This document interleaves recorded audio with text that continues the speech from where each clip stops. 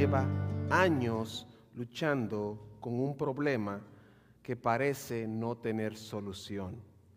Quizás es una enfermedad, una adicción o una relación rota o una crisis económica.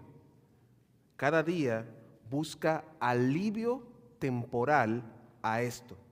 Quizás un poco de dinero, una distracción, un escape momentáneo. Pero por más que lo intenta, el problema sigue intacto. Porque lo que busca esta persona no es suficiente. Esta persona no necesita una solución temporal. Esta persona necesita una solución que transforme su vida por completo. En Hechos capítulo 3 encontramos a un hombre que vivía en una situación muy similar, en donde éste era cojo de nacimiento y pasaba días pidiendo limosnas a la puerta del templo. Para él, recibir algunas monedas era lo máximo que podía esperar.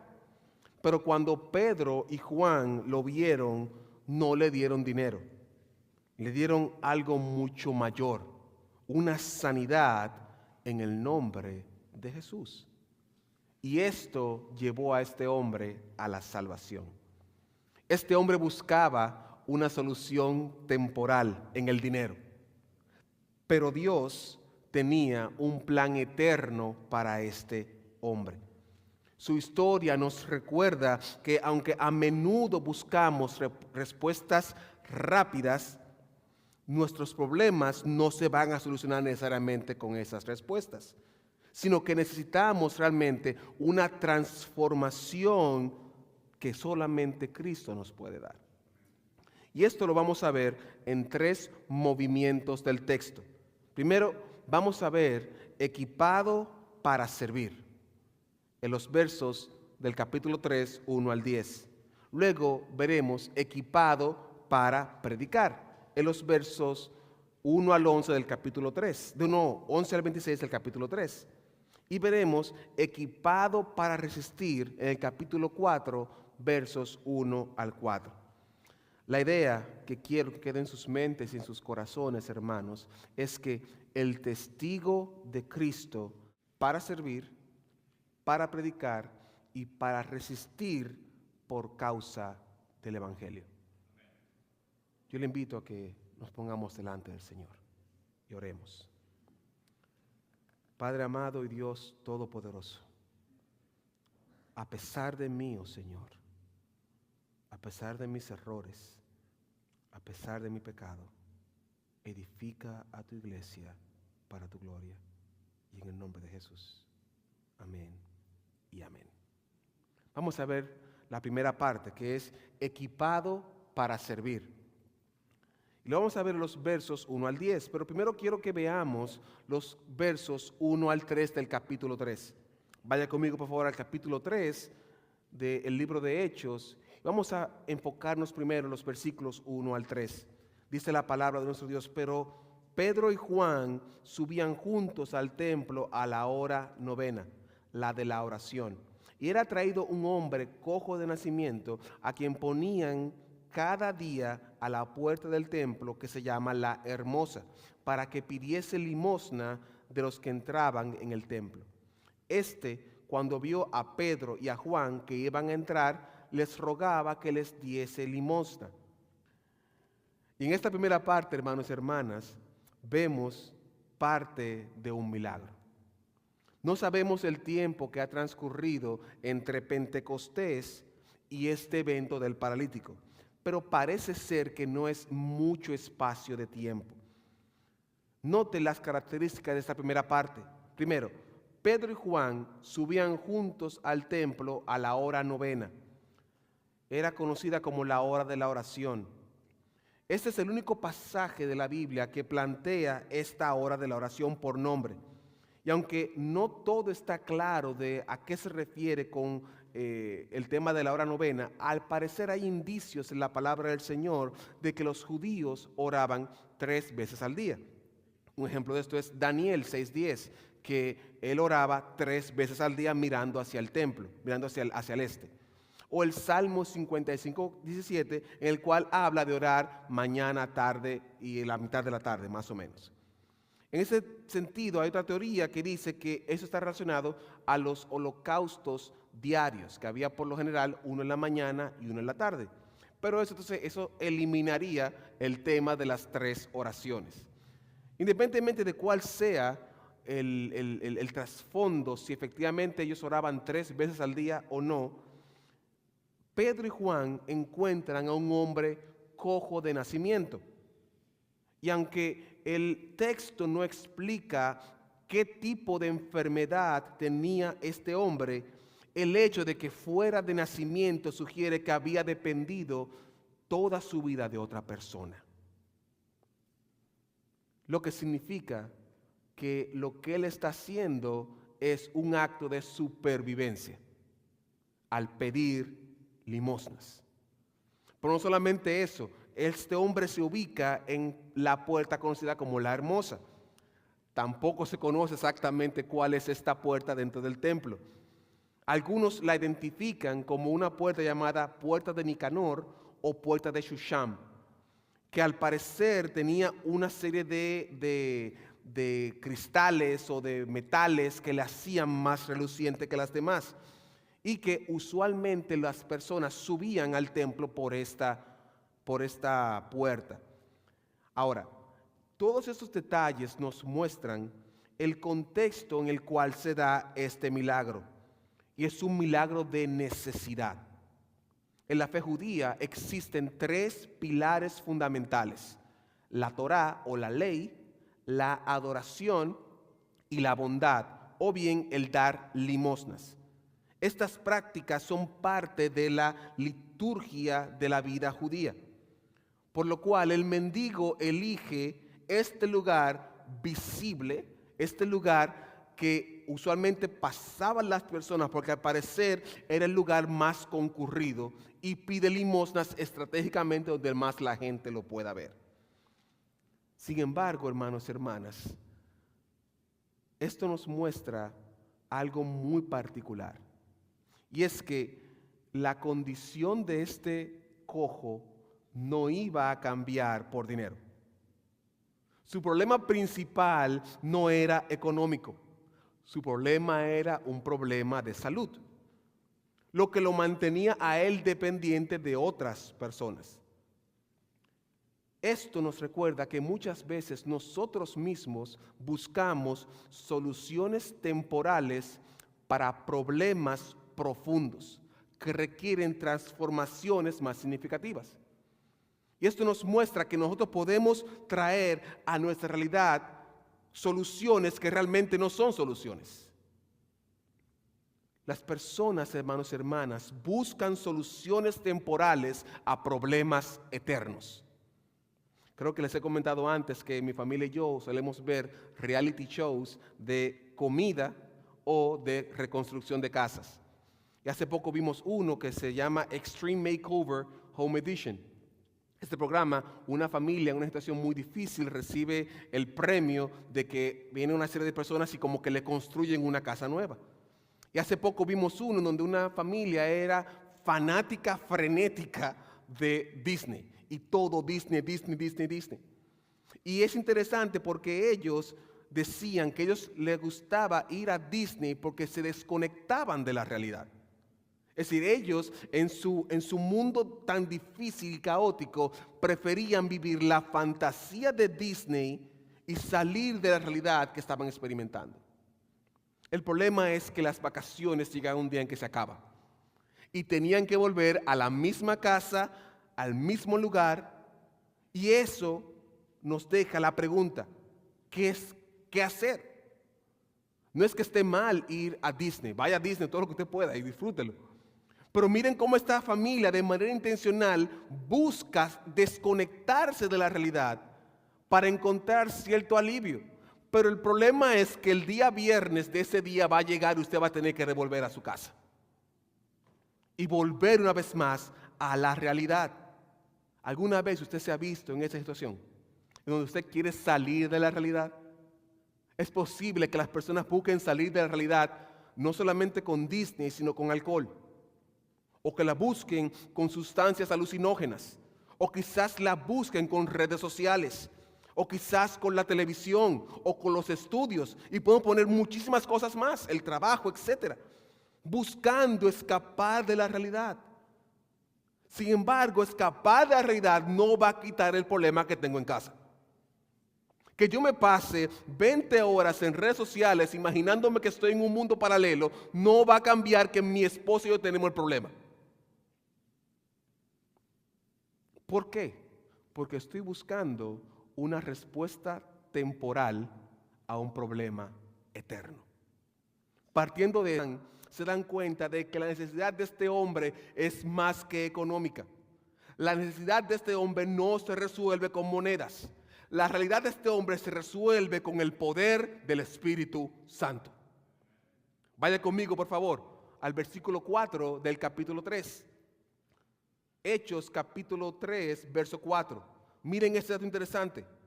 Pedro con Juan, fijando en él los ojos, le dijo: míranos. Y la primera necesidad que vemos de este hombre es de atención. Noten que Pedro y Juan fijan sus ojos en él. Y esto es clave porque la relación mendigo y donante suele ser impersonal. Y quizás usted ha experimentado eso, que usted da una ayuda a alguien de la calle y lo mira 2 segundos y ya. Es decir, esa persona, yo no sé su nombre, no sé nada, solamente lo veo y lo ayudo en un momento determinado. Pero miren cómo Juan y Pedro dicen: míranos. Enfatizando que esta persona es valiosa y que merece atención. Eso es importante para nosotros hoy porque estamos llamados por el Espíritu Santo a mirar al necesitado. Darnos cuenta de qué esta persona necesita y cómo podemos de manera activa ayudarle. Es decir, debemos como creyentes tener un radar del Espíritu Santo que está ubicando necesidades para nosotros subsanar o ofrecer ayuda. Es interesante porque Pedro y Juan miran la necesidad de este hombre y se da un intercambio entre el cojo que espera dinero y Pedro y Juan que tienen en mente otra cosa. Vaya conmigo, por favor. Versículo 5 del capítulo 3. Hechos 3, versos 5 al 7. Dice la palabra del Señor: entonces él estuvo atento, esperando recibir de ellos algo. Mas Pedro dijo: no tengo plata ni oro, pero lo que tengo te doy. En el nombre de Jesucristo de Nazaret, levántate y anda. Y tomándole por la mano derecha le levantó, y al momento se le afirmaron los pies y los tobillos. Hermanos y hermanas, Pedro le dio de lo que tenía, no de lo que él deseaba tener. Y esto lo digo porque a veces caemos en la idea de que yo no puedo ayudar porque no tengo lo suficiente, porque quisiera darle algo más y no tengo. Pero esto no es cierto, hermano y hermana. La ayuda tiene mucho más que ver con muchas cosas. No es que usted tener muchas cosas para ayudar, es un tema de compartir con lo que se tiene. Y aunque en este caso fue una restauración física, la gente suele enfocarse en la sanidad. Que aunque es algo relevante, recuerden que el propósito de la iglesia no es ir sanando personas. Es cierto que el Espíritu Santo puede hacer milagros y personas pueden ser restauradas y sanadas, pero el milagro es una prerrogativa de Dios. Responde a la voluntad de Dios. De hecho, vemos en Jesús que aunque es cierto que Jesús andaba por ahí, Él no andaba cerrando hospitales. Él no iba al hospital X y decía: bueno, ahora todo el mundo sano. No vemos eso en Jesús. Jesús sí sanaba a muchas personas, se lo doy, es cierto. Pero había veces en que estaba en una multitud y sanaba a una sola persona. Como es el caso del paralítico de Betesda, que era un hospital que había cerca del templo, básicamente, y Jesús fue y sanó a esa sola persona. O la hija de Jairo, que fue una sola persona. O la suegra de Pedro. ¿Cuántas suegras más no habían con dolores de cabeza importantes? Y Jesús solamente sanó a la suegra de Pedro. En otras palabras, creemos que Dios hace milagros hoy. Creemos que el Espíritu Santo hace lo imposible sea posible. Pero al mismo tiempo sabemos que aunque Lázaro resucitó, eventualmente, X número de años adelante, Lázaro murió. Porque los milagros ofrecen soluciones temporales, no respuestas eternas. Entonces, si el milagro no me ofrece, entre comillas, nada eterno, ¿para qué es entonces? ¿Para qué se hacen los milagros? Libro de Juan, Evangelio de Juan, capítulo 20, versos 30 al 31. Evangelio de Juan, capítulo 20, versos 30 al 31. Dice: hizo además Jesús muchas otras señales o milagros en presencia de sus discípulos, las cuales no están escritas en este libro. Pero estas, las que están escritas en el libro de Juan, se han escrito para que creáis que Jesús es el Cristo, el Hijo de Dios, y para que creyendo tengáis vida en su nombre. Por lo tanto, el propósito de los milagros es apuntar a la persona de Cristo.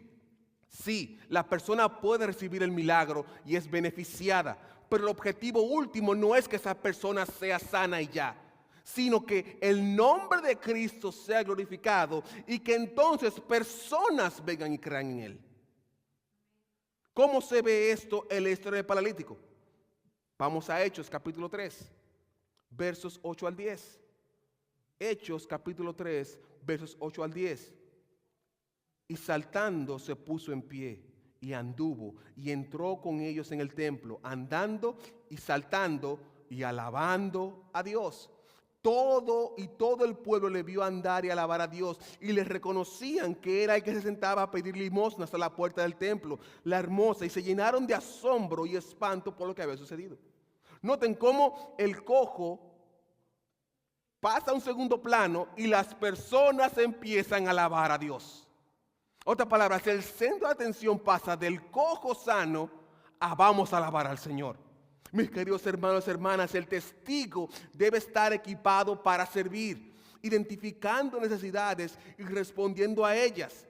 Algunas sobrenaturales, como el caso de sanidades, pero otras serán tan simples como un servicio que le damos a esa persona. Y cuando le damos este servicio, esta persona va a ver a Cristo en usted haciendo ese servicio, con la intención de que Cristo sea glorificado y que el milagro temporal se vuelva una gracia eterna. Es decir, la idea es mostrar la gracia de Dios temporal que nos sirven como apoyo para una gracia eterna con Cristo. Es decir, si Dios, de manera más simple, si Dios puede hacer esto en un mundo caído, cuánto más en su gloria eterna. Por lo tanto, la intención, más allá de sanidad, es crear la atención a Dios. Al final, el milagro busca que las personas crean en Jesucristo y que creyendo sean salvos. Por lo tanto, no veamos el milagro y ya, y como que nos quedemos en el asombro del milagro. No, es ¿qué logramos con este milagro? Esto da pie al segundo elemento, que es equipados para predicar. Y vean conmigo el verso 11 del capítulo 3. Capítulo 3, verso 11, dice: y teniendo asidos a Pedro y a Juan, el cojo que había sido sanado, todo el pueblo atónito concurrió a ellos al pórtico de Salomón, al pórtico que se llama de Salomón. Noten que el milagro crea un interés de las masas. Y las masas ahora se juntan alrededor de este evento. Y no sé si se dan cuenta que es el mismo patrón que vemos en Pentecostés. Un milagro, un evento sobrenatural que llama la atención del público, y esto da pie a la proclamación del evangelio. En el segundo sermón de Pedro, que vamos a ver ahora, se subdivide en tres partes. Primero, la explicación del milagro. Luego, el mensaje de salvación. Y por último, Jesús es el Mesías prometido. Veamos cómo se da la interacción de la explicación del milagro. Capítulo 3, versos 12 y 13. Dice la palabra del Señor: viendo esto, Pedro respondió al pueblo: varones israelitas, ¿por qué os maravilláis de esto? ¿O por qué ponéis los ojos en nosotros como si nuestro poder o piedad hubiésemos hecho andar a este? El Dios de Abraham, de Isaac y de Jacob, el Dios de nuestros padres, ha glorificado a su Hijo Jesús. Dentro de este contexto vemos cómo Pedro, en primer lugar, plantea que Dios es el que hace el milagro. Y llama la atención a los judíos con dos preguntas retóricas, que de manera simple dicen: ¿por qué se sorprenden? Este Dios es el Dios de sus padres. Es interesante porque Pedro utiliza a los tres padres principales históricos de Israel: Abraham, Isaac y Jacob. Y el doctor John MacArthur dice lo siguiente: él utilizó esta fórmula que enfatizaba la fidelidad al pacto de Dios, para demostrar que proclamaba al mismo Dios y al Mesías que anunciaron los profetas. En otras palabras, Dios hizo el milagro y no es un cualquiera. Este hombre que ha sido sanado responde a la voluntad de Dios. Y por eso nosotros, hermanos, no podemos prometer sanidades o milagros, porque no depende de nosotros, sino de Dios. ¿Significa que no debemos orar por sanidad? Absolutamente no. Al contrario, debemos orar y pedir y clamar y rogar por sanidad, creyendo que Dios lo puede hacer, porque Él es Dios, el Dios de Abraham, de Isaac y de Jacob. Es decir, no es que Dios como que ahora está como que constreñido y ahora no puede hacer nada. No.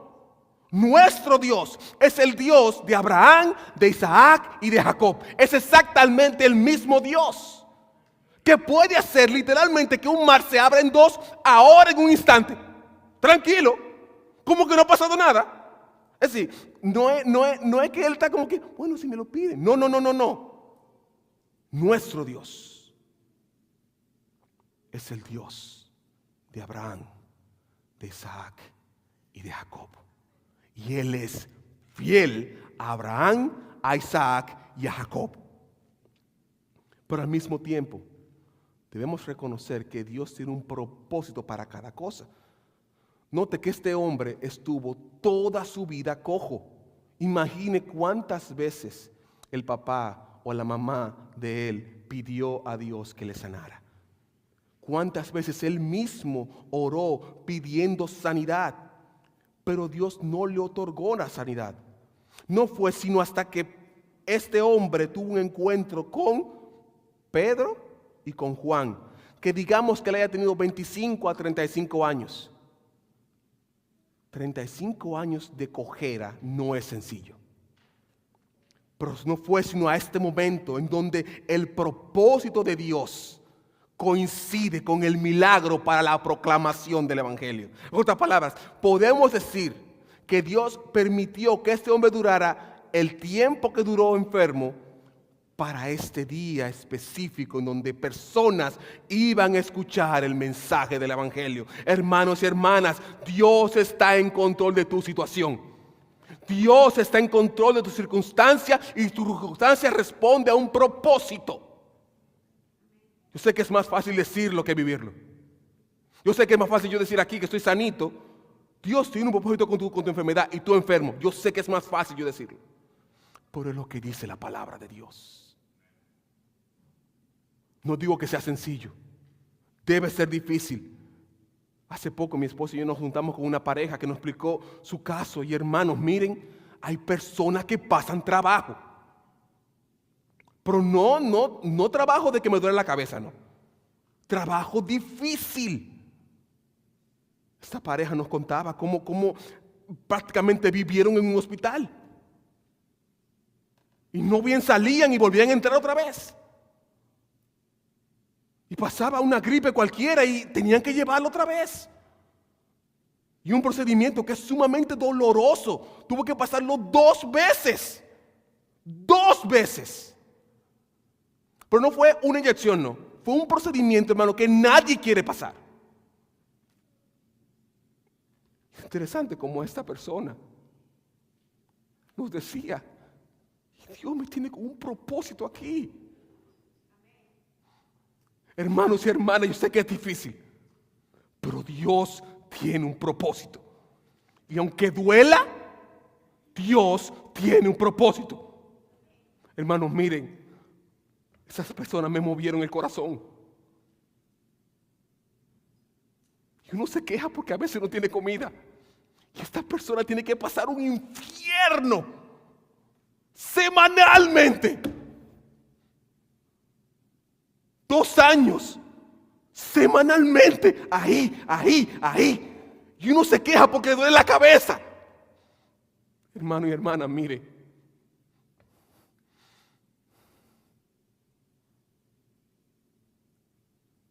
Dios tiene un propósito. No le digo que usted va a hacer una fiesta porque está enfermo. No le digo que usted no llore. Pero sí le dejo saber que hay personas que tienen situaciones difíciles como usted no se imagina. Y aún personas dicen, Dios tiene el control. Dios tiene un propósito con esto. En esta cultura vivimos una cultura de no sufrimiento. Vivimos una cultura en donde yo tengo que salir de los problemas. Y nos venden este evangelio de la prosperidad, donde tú tienes que declarar, confesar y hacer no sé cuántas cosas. Hermanos y hermanas, la constante de la vida es el sufrimiento. Usted se pone a contar su vida y se va a dar cuenta que hay más sufrimiento que parte buena. Pero cada una de estas, hermanos y hermanas, tiene un propósito. Y ese propósito no es que tú sufras, sino que sea una plataforma para que tú proclames la palabra de tu Dios. Otra palabra, el sufrimiento es parte de la vida, pero Dios tiene un propósito con él. Dios tiene un propósito con él. Por lo tanto, aún sea difícil, aún sea indeseada, yo te invito a que llores, pero confíes en que Dios tiene un propósito. Pero no solamente se queda en esta parte, sino que al mismo tiempo nos dice, el pueblo es confrontado. Versículo 13 y 15, al 15 del capítulo 3. Hechos capítulo 3, versos 13 al 15. El Dios de Abraham, de Isaac y de Jacob, el Dios de nuestros padres, ha glorificado a Jesús, a su Hijo Jesús, a quien vosotros entregasteis y negasteis delante de Pilato, cuando éste había resuelto ponerle libertad. Mas vosotros negasteis al santo y al justo, y pediste que os diese un homicida, y mataste al autor de la vida, a quien Dios ha resucitado de los muertos, de lo cual nosotros somos testigos. Hermanos y hermanas, el mensaje del Evangelio confronta. El mensaje del Evangelio no trae flores necesariamente. El mensaje del Evangelio invita a las personas a que reconozcan su falta y que vengan a Cristo en arrepentimiento y fe. Y mire qué interesante, verso 17 dice, mas ahora, hermanos, sé que por ignorancia lo habéis hecho, como también otros gobernantes. Pero noten que Pedro saca a colación la ignorancia, pero no omite la culpa del que lo hizo. Es decir, Pedro está diciendo, es cierto, lo hicieron por ignorancia, bien, pero sigue siendo culpable. Y hay personas que dicen en la actualidad, pero yo no he robado, yo no he hecho nada malo, no he matado, no hago daño a nadie. Pero el tema es que tú estás en contra de Dios. Y si tuviste ese pensamiento o esa mentira o esa situación particular, imagínense por varios años, 20 años, la misma mentira. Estamos en rebeldía con Dios. Por lo tanto, mi ignorancia no me excluye de mi pecado. Mantienes la culpa. Y mantenemos la culpa. Hasta que Dios entra en escena. Versos 19 y 20. Así que arrepentíos y convertíos, para que sean borrados vuestros pecados, para que venga de la presencia del Señor tiempos de refrigerio, y Él envíe a Jesucristo que os fue anunciado. Hermanos y hermanas, La respuesta al pecado viene de Dios y viene en Jesucristo. ¿Y cómo se materializa? Con arrepentimiento y fe. Lo que significa que nuestro mayor problema no es la enfermedad. Nuestro mayor problema no es la situación económica. Nuestro mayor problema no es la situación física. Nuestro mayor problema es que estoy en rebeldía con Dios. Que es mi problema eterno que un problema temporal no puede resolver. En otras palabras, la única respuesta eterna a mi pecado eterno está en Jesucristo. Es por eso que el milagro de sanidad, aunque es bueno, no es lo más importante del relato. Lo más importante es que la persona pueda resolver su mayor problema. ¿Cuál es? Nuestra separación de Cristo. ¿Y cuál es la solución? Reunirnos con Cristo. Porque Él es el restaurador de todas las cosas. Verso 21 del capítulo 3. A quien de cierto es necesario que el cielo reciba hasta los tiempos de la restauración de todas las cosas de que habló Dios por boca de sus santos profetas, que han sido desde el tiempo antiguo. Hermano y hermana, Cristo es el restaurador de vidas. Cristo es la respuesta a tu mayor necesidad, que no es tu enfermedad, que no es tu situación económica, que es tu rebelación contra Cristo, contra Dios. Cristo es la respuesta. Cristo es la solución al cojo. No era la sanidad. La sanidad fue algo temporal que Dios permitió para que él conociera a Cristo. Por lo tanto, Pedro continúa y dice, como su problema es este, Cristo es el Mesías prometido. Versos 22 al 26.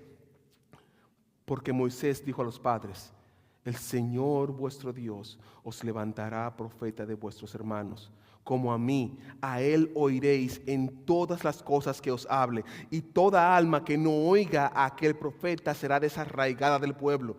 Y todos los profetas desde Samuel en adelante, cuantos han hablado, también han anunciado estos días. Vosotros sois los hijos de los profetas, y el pacto que Dios hizo con nuestros padres, diciendo a Abraham, en tu simiente serán benditas todas las familias de la tierra. A vosotros primeramente, Dios ha levantado un hijo, lo envió para que os bendijese a fin de que cada uno se convierta de su maldad. En esta porción Pedro explica que Jesús es el Mesías prometido y que el fin de su venida es que la gente se convierta de su maldad. Mis queridos hermanos y hermanas, Cristo vino a salvar a aquello que se había perdido. Eso en español es usted y yo. Pero al mismo tiempo nos ha enviado el Espíritu Santo para equiparnos para predicar el qué, este evangelio, para que seamos testigos, para dar a conocer a la humanidad que su problema no es físico, que su problema es espiritual y que la solución es Cristo. Y por último, el sermón continúa diciendo que usted está equipado para resistir. Versos 1 al 4 del capítulo 4. Hablando ellos al pueblo, vinieron sobre ellos los sacerdotes con el jefe de la guardia del templo y los saduceos, resentidos de que se enseñase la resurrección de entre los muertos, y les echaron mano y los pusieron en la cárcel hasta el día siguiente, porque era tarde. Algo que debemos tener siempre en cuenta, hermanos y hermanas, es que el evangelio confronta y tendrá dos reacciones: rechazo o aceptación. En este caso en particular, se vio reflejado en la élite religiosa del momento, los sacerdotes y los saduceos, dos grupos importantes dentro del contexto judío, y ellos estaban como principales en la enseñanza. Ellos se oponían a la enseñanza de Jesucristo como resurrección. Miren que dice el verso número 2. Resentidos de que enseñasen al pueblo y anunciasen en Jesús la resurrección de los muertos. Y eso es importante porque la resurrección de Cristo como he mencionado antes, es el centro de todo el evangelio. Sin la resurrección no hay evangelio. Pero en este caso vemos como Pedro y Juan aceptan las consecuencias de la predicación del evangelio. En la actualidad, nosotros, hermanos y hermanas, estamos siendo atacados por decir la verdad del evangelio. Ahora se nos tilda de ofensivos por llamar por su nombre al pecado. Y ahora le ponen la coletilla de fóbico a todo pecado.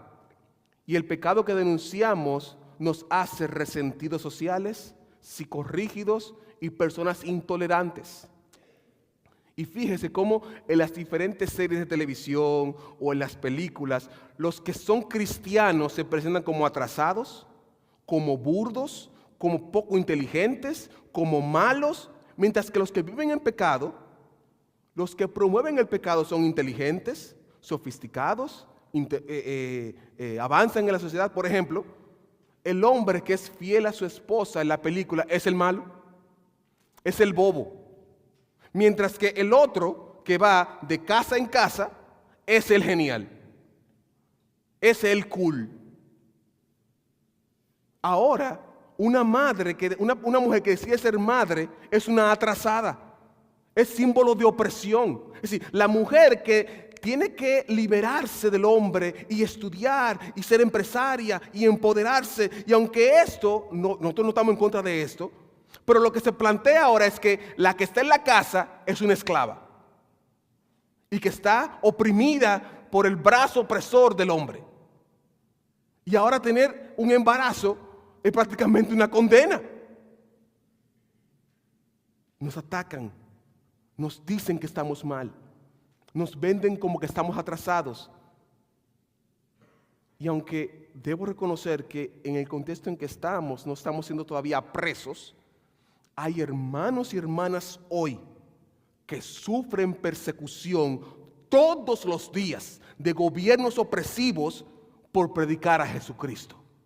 Hoy. La pregunta es, ¿qué hacemos? ¿Cómo podemos sortear la verdad del evangelio con nuestra paz? Imitemos a Pedro y a Juan. Esta respuesta que ellos nos dan es muy simple. Veamos el fruto de la obra del Espíritu Santo y que esto nos anime. Vaya conmigo al verso 4 del capítulo 4. Están en la cárcel, están apresados. Verso 4. Pero muchos de los que habían oído la palabra creyeron. Y el número de los varones era como 5,000. Esta sección ha traído como que mucha discusión, porque no está claro si que fueron 5,000 nuevos más los 3,000, o si fueron 3,000 más 2,000, 5,000. Honestamente a mí no me interesa si uno de los dos. No veo cuál es el problema de eso. Lo que sí veo es que el Espíritu Santo tuvo un efecto transformador. Personas invocaron el nombre del Señor y fueron salvos. Y es ahí donde ponemos en perspectiva el milagro y el milagro. Vemos el milagro de este hombre bien segmentado y el otro milagro, ¿cuál fue? Que Cristo salvó vidas. Por lo tanto, el enfoque mío no debe ser en el milagro pequeño, sino en el milagro grande. Que 3,000, 2,000 o 5,000 personas vinieron a los pies de Cristo. Que este es el mayor milagro. ¿Y cómo se dio esto? Por la predicación del evangelio. En otras palabras, el milagro fue una muletilla para yo predicar el evangelio. No es el centro de esta historia. Y es por esto que tenemos que ser equipados, hermanos y hermanas, para resistir. ¿Cómo lo hacemos? Poniendo nuestra vista en lo que realmente vale: la salvación de las almas. Mi querido hermano y mi querida hermana que estás aquí, para ser un testigo que salva vidas, debemos predicar la resurrección. Y tendremos que estar firmes en nuestra posición. Pero no podremos hacerlo si ponemos nuestros ojos o nuestra vista en las cosas terrenales. las dificultades vendrán, pero Cristo es el Rey de Reyes y Señor de Señores, que promete que nuestro mayor problema no va a ser la cárcel, que nuestro mayor problema no va a ser la muerte, que nuestro mayor problema ha sido la rebelión contra Dios y que Él ya lo resolvió. Por lo tanto, para nosotros, el vivir debe ser Cristo y nuestro morir ganancia.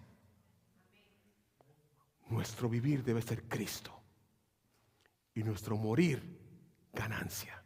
Y como Pablo, no sé qué elegir. Permítame concluir. A través de estos versos, el Espíritu Santo nos invita a que estemos equipados para ser testigos que sirven, testigos que predican y testigos que perseveran. Que esta es una tarea que va a traer dos respuestas, aceptación o rechazo, pero que al final del día el nombre de nuestro Señor Jesucristo será glorificado. ¿Cómo lo aplicamos a nuestra vida hoy? Primero, prestemos atención a las necesidades de un mundo quebrado. Hermanos y hermanas, estamos en un mundo caído que tiene la necesidad de sobra y que demanda de nosotros nuestra atención, que nos dice, ayúdame. Pero ellos no tienen la más remota idea de cuál es su verdadero problema, que la situación temporal no va a resolver el problema eterno. Y ahí es que nosotros compartimos el Evangelio, para que su mayor problema sea resuelto. Segundo, seamos fieles al Evangelio. La constante de los sermones de Pedro es presentar el Evangelio claro y preciso. No andar con medias tintas, sino presentar todo el Evangelio con todo lo que implica. Diciéndole al pecado, pecado, pero al mismo tiempo diciéndole la solución a ese pecado que es Cristo. Y por último, pongamos nuestra vista en Cristo.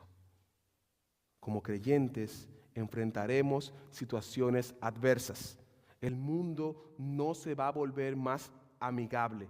El mundo se va a volver más hostil. Y es muy posible que nos persigan y que nos hagan daño. Sin embargo, cuando ponemos nuestra vista en las cosas de arriba, si ponemos nuestra vista por encima del sol, hermanos y hermanas, si ponemos nuestra vista en el premio real, en la recompensa, nos sostendrá en la dificultad. Por lo tanto, si no estás en la fe, te dejo saber que estás perdido en tus delitos y en tus pecados. Que puede que no tengas tus problemas de cojo o que no tengas un problema tan grande como ese o uno menor. Que quizás tu problema es otra cosa. Pero déjame decirte que este problema se resolverá y el otro problema, el grande, estará pendiente. Y que si llega el día en que Dios te llama y tengas que morir, este problema no se va a resolver. Pero esto no tiene que ser así. Si estás aquí, puedes venir a Cristo hoy. Y Él te va a aceptar cojo, manco, mudo, sordo. Te acepta como está. Y te promete una vida eterna, una solución real a tu problema eterno. Ven a Cristo hoy. Ven a Cristo esta mañana. Y oraremos por ti, te acompañaremos, estaremos contigo. Pero si estás en la fe, pide al Espíritu Santo que te equipe para servir, predicar y resistir. Tenemos un largo camino que recorrer, hermanos, y necesitamos del Espíritu Santo, porque hay un cojo que está esperando de nuestra predicación del Evangelio. Oremos, hermanos. Padre amado y Dios todopoderoso, toda la gloria y toda la honra es para ti, Señor. Gracias por tu gracia y gracias por tu misericordia. Ayúdanos, oh Dios, a anhelar tu Espíritu Santo para servir, para predicar y para resistir. Que nos demos cuenta que hay un mundo que necesita que escuche tu palabra para que el verdadero milagro, el gran milagro, el de la salvación, se efectúe en las vidas. Gracias, Padre, en el nombre de Jesús. Amén.